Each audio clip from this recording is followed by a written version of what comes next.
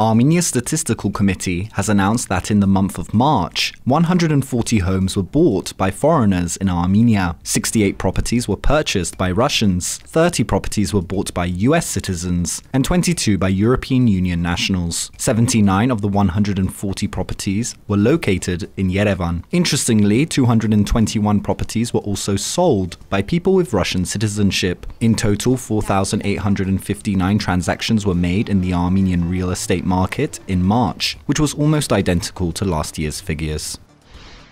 And Prime Minister Nikol Pashinyan has chaired a meeting of Armenia's Security Council. Besides the council members, President of Armenia, Vahagan Khachatryan, Parliamentary Speaker Alen Simonyan, and the Chief of Staff of the President of Nagorno-Karabakh were also present during the council session. And anti-government protests have been continuing in Yerevan. Protesters blocked a number of Yerevan's main thoroughfares and roads today. Protesters also carried out acts of civil disobedience at Yerevan's Yeridasartagan metro station, causing disruption to commuters. The Yerevan municipality later announced that the city's metro system had returned to normal operations.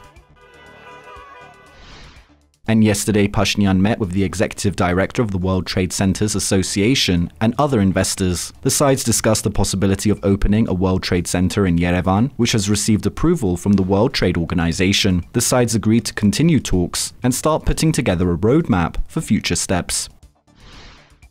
And finally, the European Court of Human Rights has ruled in favour of the former owner of the queer-friendly bar in Yerevan, which was firebombed in 2012. The court ordered Armenia to pay the co-owner of the DIY bar €12,000 as well as legal costs. Armine Oganezova, the co-owner of DIY, was subject to a harassment campaign after the attack and sought asylum in Sweden. Oganezova had appealed to the court, claiming that the Armenian government did not protect her from the harassment campaign and threats or investigate them properly. Two men who were members of a neo-Nazi group called Black Ravens Armenia were found guilty of setting the fire. A court in Armenia sentenced them to a 2-year suspended prison sentence in 2013, but was subsequently granted amnesty. Oganezova claimed that the attack was backed by the Armenian Revolutionary Federation, or Dashnaktutun, as the Dashnak Member of Parliament, Artsvik Minasyan, paid the bail for one of the convicted men. LGBT rights activist Mamigon Hovsepian said that the court order should help force the state to adopt new laws and regulations and not ignore or cover up such cases in the future.